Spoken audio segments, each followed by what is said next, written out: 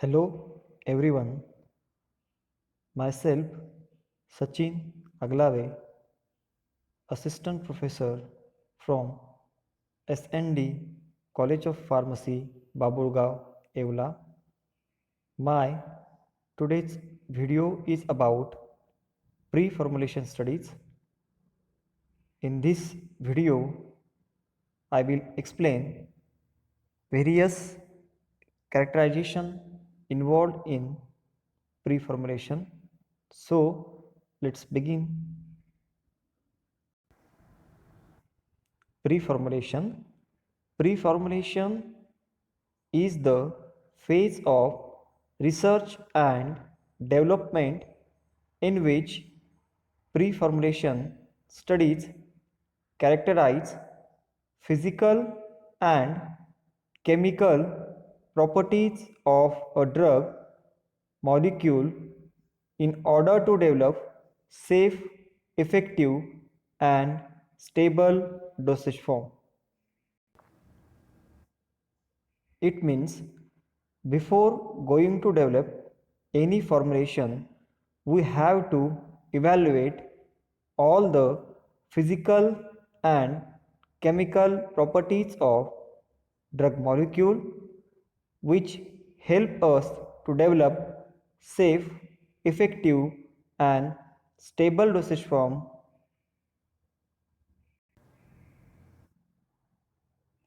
Next, the question arises when pre-formulation is required. The pre-formulation is required when any drug molecule shows sufficient activity in animal study, then we will go for pre-formulation study. Focus. Pre-formulation mainly focus on various physico-chemical properties of new compound because these properties may affect the performance of drug and effectiveness of dosage form. So before going to formulate any formulation, it is necessary to find out physico-chemical properties of drug molecule. Next, why pre-formulation studies are required? Pre-formulation studies are an important foundation tool early in the development of both active pharmaceutical ingredient and drug products because they influence first selection of the drug candidate itself, selection of formulation components, means before going to formulation, selection of drug and selection of various component of formulation is depends upon the result of pre-formulation studies. Next, active pharmaceutical ingredient and drug product manufacturing process, which is depends on the various physico-chemical properties of drug and other components of formulation. Next, determination of most appropriate container and closure system.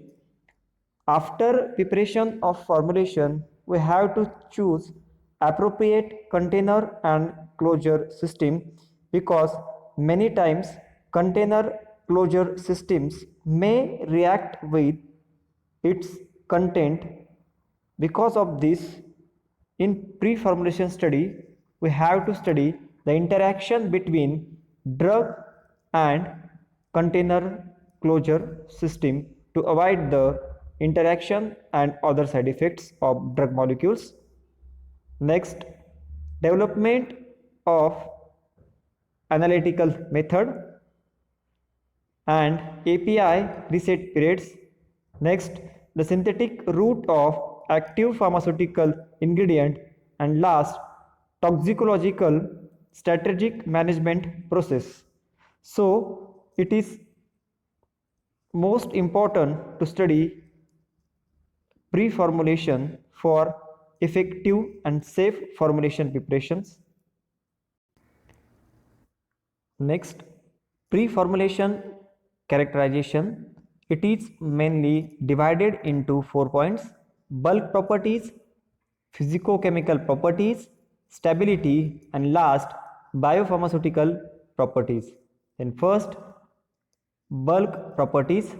In this, we will go through organoleptic properties, crystallinity and polymorphisms, water adsorption, next particle size, shape and surface area, bulk density, adhesion, powder flow properties and compressibility. Next, physicochemical properties of drug molecules. First, solubility analysis, ionization, partition coefficients, and last, dissolution. After that, stability. In stability, we will go through solid state, in this oxygen light compatibility. Next, solution. In this, pH, buffers, solvents and temperature. And last, compatibility with excipients. Next, biopharmaceutical properties. In this, we have to study absorption. In absorption, route, rate, extent, mechanism, absorption, window and food effects. Next, metabolism.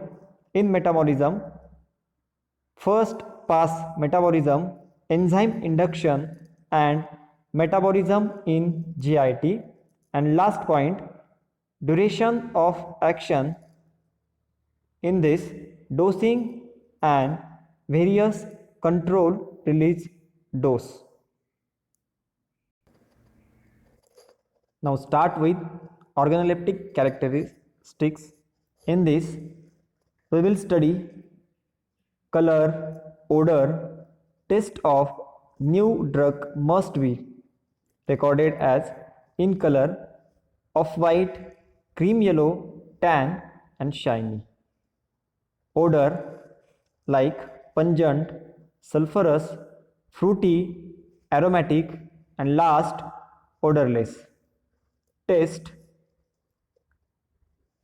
acidic, bitter, bland, intense, sweet and last, tasteless.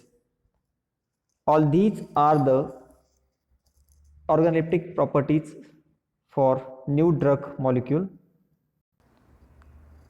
Next, bulk characterization. In this, crystallinity, crystal habit and internal structure of drug can affect bulk and physicochemical properties of molecules. First, we should know what is meant by crystal habit. Crystal habit is description of outer appearance of crystal. Next, internal structure. Internal structure is a molecular arrangement within the solid. Next, change with internal structure usually alters crystal habit. It means when we are going to change internal structure of any molecule, it also affect on the crystal habit, and crystal habit is the external appearance of any crystal. For example, conversion of sodium salt to its free acid form produces both change in internal structure as well as crystal habit. So various physicochemical properties are depends on the crystal habit. If we change the crystal habit of any molecule, it also affect the physicochemical properties of that molecule. Now these are the various shapes of crystal. First, cubic, tetragonal, triclinic, orthombic, hexagonal, monoclinic and trigonal. Now, habit and crystal chemistry of compound. Chemical compound is divided into two types, habit and internal structure. Then internal structure,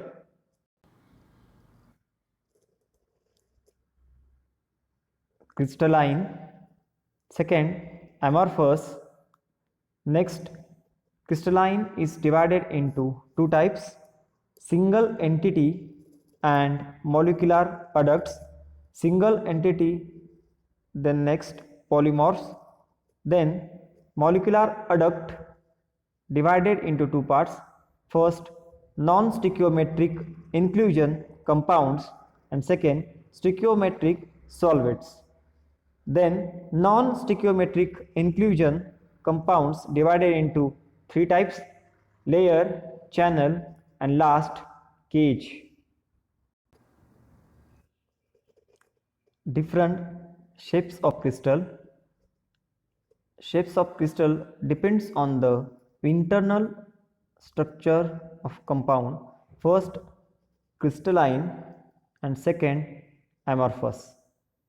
So, crystalline compounds are characterized by repetitious spacing of constituent atom or molecule in three-dimensional array, and in amorphous form atom or molecule are randomly placed.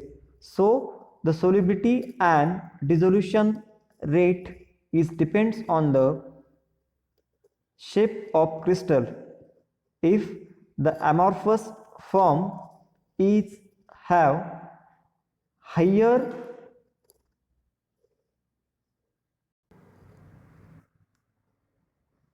thermodynamic energy, because of this the amorphous form have greater dissolution and solubility as compared to crystalline form.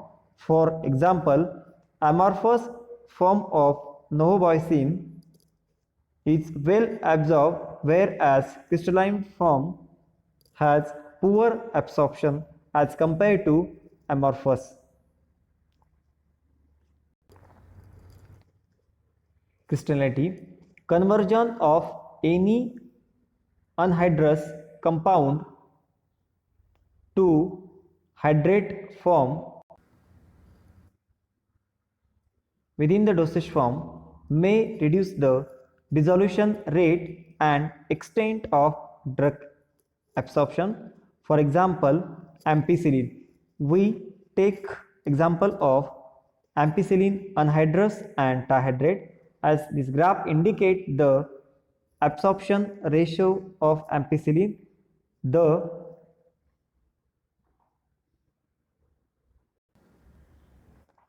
anhydrous form have higher dissolution rate and extent of absorption as compared to trihydrate form of ampicillin.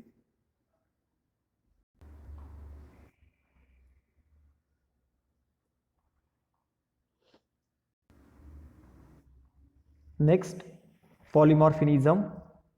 Ability of a compound or element to crystallize as more than one distinct crystalline species with different internal lattice. Chemical stability and solubility of drug. Physiochemical properties that alter due to polymorphisms are melting points, density, hardness, crystal shape, and optical properties. For example, chloramphenicol palmitate, three crystalline polymorphic forms A, B, C, and amorphous form.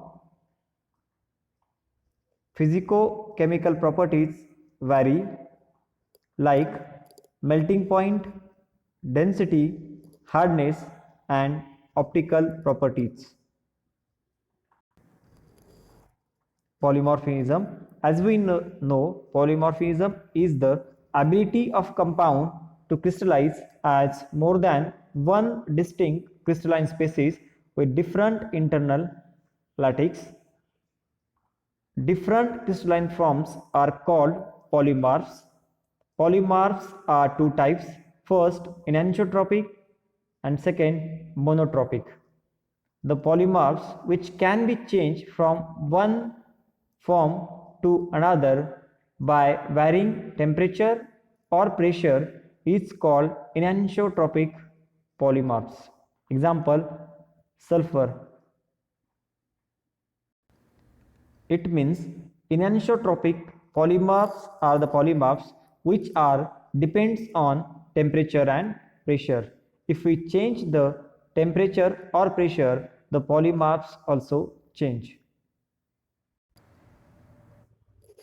Next, one polymorph which is unstable at all temperature and pressure is called monotropic polymorphs. Example, glycerin stearate.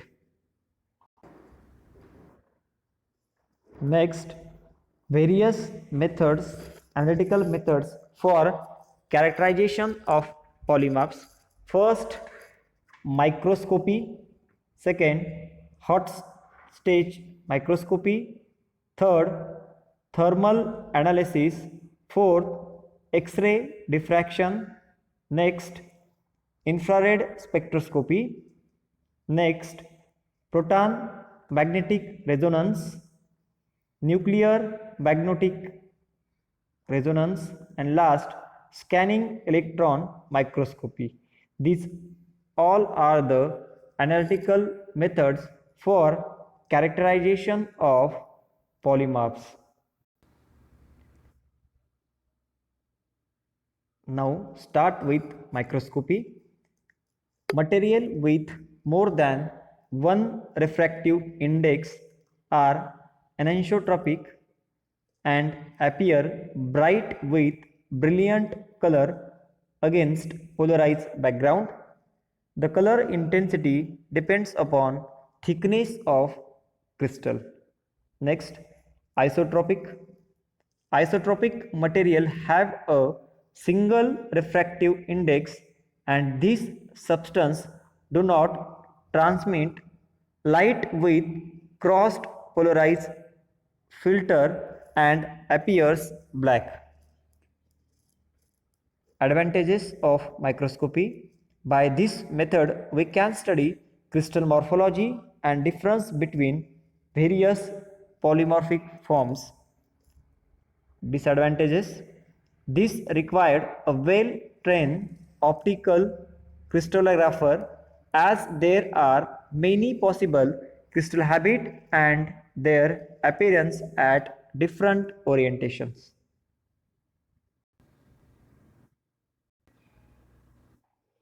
Next, hot stage microscopy. The polarizing microscope fitted with hot stage is useful for investigation of polymorphism, melting point and transition temperature.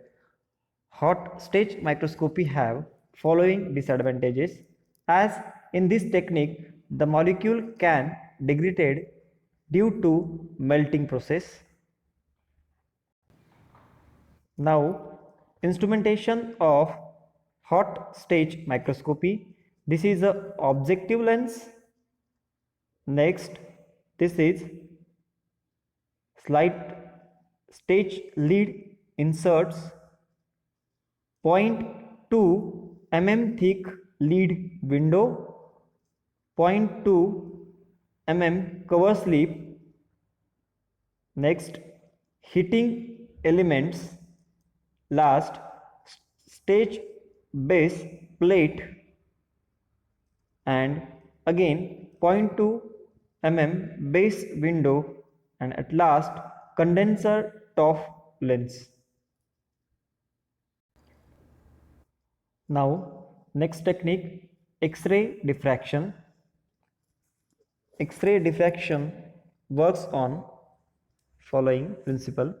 When beam of non-homogeneous X-ray is allowed to pass through the crystal, X-ray beam is diffracted and it is recorded by means of photographic plate. diffraction is due to the crystal which act as three-dimensional diffraction grating towards X-ray. This is a instrument for X-ray diffraction. It contains electrons, rotating anode, focusing mirror, chip circle, and last detector.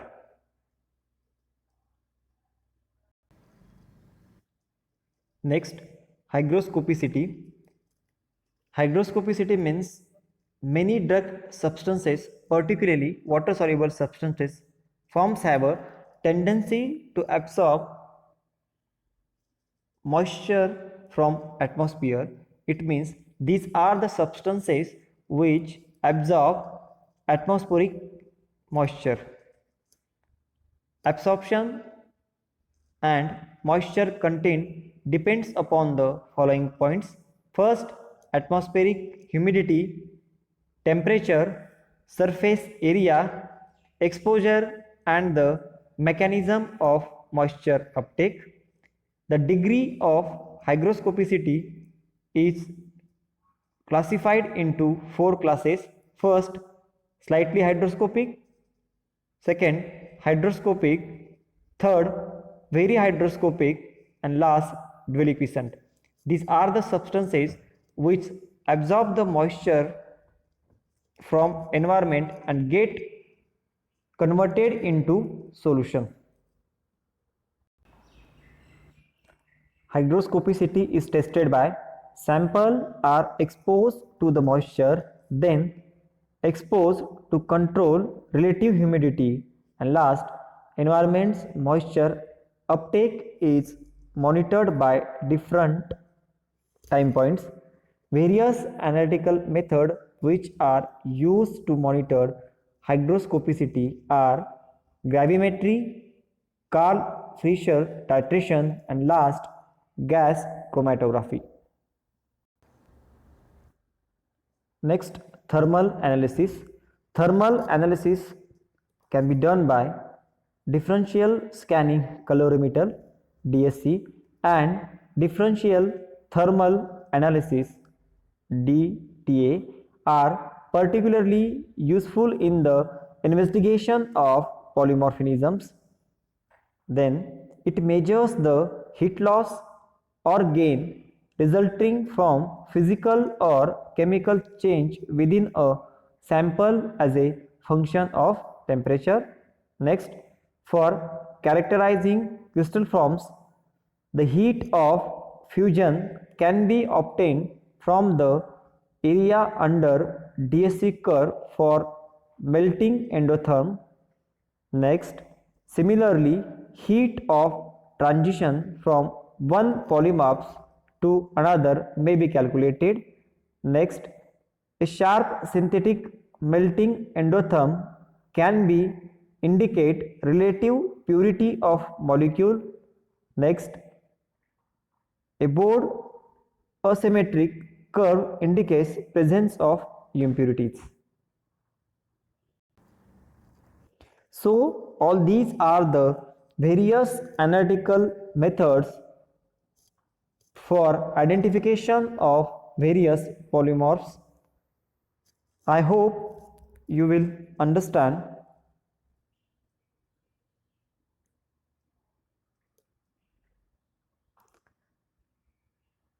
These all are the references for this point.